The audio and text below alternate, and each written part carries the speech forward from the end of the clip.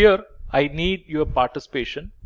Look at this. There is a company which has made or achieved a sales of 100 crore by incurring expenses of 60 crore and reporting profit of 40 crores. So now I have a question for you. The question is, what is the cash generated by this business? Sales is 100, expenses are 60, profit is 40. So what is the cash generated by this business? The cash generation can be equal to profit when they have realized their entire sales of 100 crore and met their or paid their entire expenses of 60 crore. It means 100 crore had come in and 60 crore had gone out. So the profit will be equal to cash. But it can also be greater than 40 crore. It can also be less than 40 crore. It can be greater than 40 crore when you have realized the entire sales and you have paid only part of the expenses. So here you have cash as 70 crore. And it can be less than 40 crore when you have realized only the part of the sales and you have paid full expenses, okay, or most of the expenses. So you have realized only 70 crore but you have paid entire 60 crore. So here your cash is only 10 crore, okay. And this can also undergo a change. This cash of 70 crore can come below 40 crore. It can even come below, it can come below 70 crore. It can even come below 40 crore. And this cash of 10 crore can go above 10 crore. It can even go above 40 crore. How? Let's say a loan has been repaid 40 crore. Some machinery has been purchased for 20 crore. It means out of 70, 60 crore gone. So what is the cash position? It is now only 10 crore. And in the second scenario, let's say a debenture has been raised, money has come in for 30 crore. Some asset has been sold, 20 crore money had come in. Equity, money had come in from owners, 20 crore. So we have 70 crore money coming in. So now the total position is 80 crore.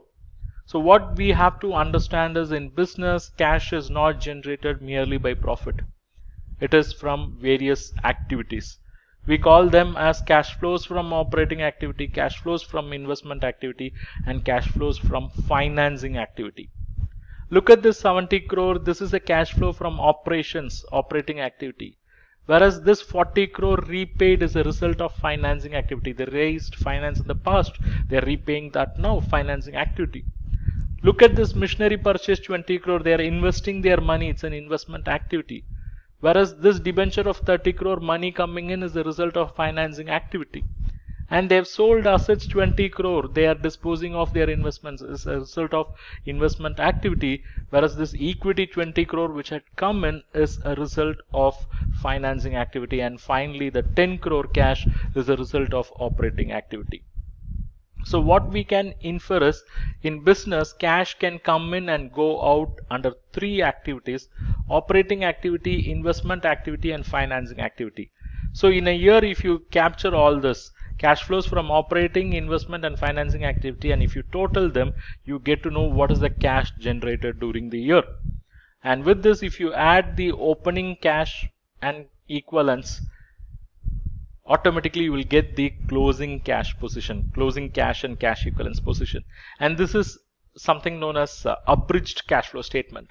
So what's happening here? I'm capturing the cash flows from operating activity, investment activity, financing activity. I'm aggregating them so that I can get the cash generated during the year. And with this, when I add the opening cash balance, automatically I get the closing cash balance. Okay. So this statement, by having a look at this statement, I'll get to know from where money had come in, where money had gone out. Okay. And it also acts as a reconciliation statement, because by adding the cash generated during the year with the opening balance, I get the closing balance. Let me show you a real life cash flow statement. It will look something like this, with many line items and subline items. But being part of bank executive, being part of bank, your focus should be on how to read the cash flow statement, because the preparation of cash flow statements are taken care by accountants. So you should know where you have to keep your eyes. Okay, look at this cash flow from operating activity. It's a positive figure of 4,60,600. Look at this investment activity. It is a negative figure of 1,75,000. So the positive figure of 4,60,600 from operating activity means they've run their business for one full year, and from operations they've made a positive cash. Whereas investment activity negative figure means they have paid 1,75,000. Cash had gone out to the extent of 1,75,000 because they have made some investments. So some other assets have come in. So if you want to know what are those assets, you have to go back to the statement. Look, they have purchased plant and machinery. They have purchased some investments. Then look at the next key item, that is investment activity. Sorry, financing activity. The next key item is financing activity, and it is a negative cash of 2,70,000. It means to that extent cash had gone out. And if you want to know what are those components, you can go to the cash flow statement and you can see. And now if you add all the three, you get to know what is the cash generated during the year, and it's 15,600. So when I look at this, what I infer is they made 4,60,600 from their operations, and they use their own money for making some investments, and despite spending on investment they had so much of money, so they are very easily settling their financial obligations, and despite all this they still have positive cash of 15,600. And here we need not worry because they made so much of money, but everything has gone out. We need not worry because look at their opening cash and cash equivalent position. They already had 1,50,000. So this 1,50,000 plus what they've made during the year, if you add, still at the end of the year their position is really comfortable. It's actually better than the previous year.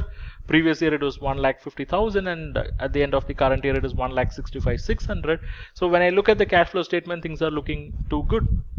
But you should also be very cautious, because sometimes businesses will be showing good amount of profits, but cash flows from operating activity will be negative. It's because most of their sales are logged with the customers, or most of the money is logged in the inventories. So because of that, cash flows are not happening, so they'll be struggling. So for a healthy business, what is required is a positive cash flow from operating activity. Look at their investment activities. Is it positive or negative?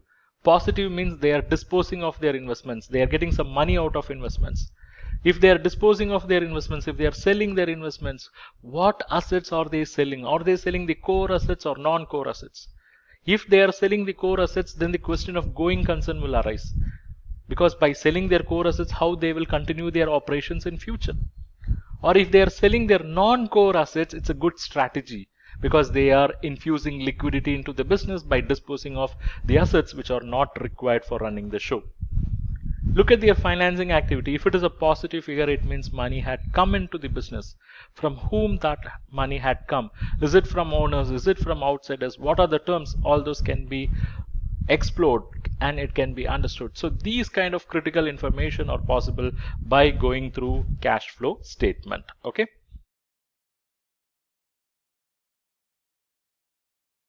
Are you a bank executive looking to advance your career in credit or advance profile in SME and corporate banking? Do you want to learn the pre-sanctioned credit and financial analysis skills that are essential for success in this field? If so, then our course, Credit and Financial Analysis Mastery Bundle, for bankers, is for you. In this comprehensive and structured online course, you'll learn the pre-sanctioned credit underwriting process, covering credit analysis and financial analysis specific to SME and corporate banking credit. You'll be guided through each and every step of the process, from understanding the basics of credit analysis to assessing term loans as a banker. With 15 modules and a variety of ebooks and other resources, you'll have everything you need to master this highly sought-after skill. Our course is pre-recorded, so you can access it any time, at your own pace, without disturbing your official working hours. Plus, you can access it as many times as you'd like and even download it to your mobile device for offline viewing. When you complete the course, you'll receive a certificate of completion. And with lifetime Q&A support through our Telegram group, you'll have access to the guidance and support you need to succeed. Don't miss this opportunity to advance your career in credit and financial analysis. Enroll in our course today and take the first step towards a successful banking career.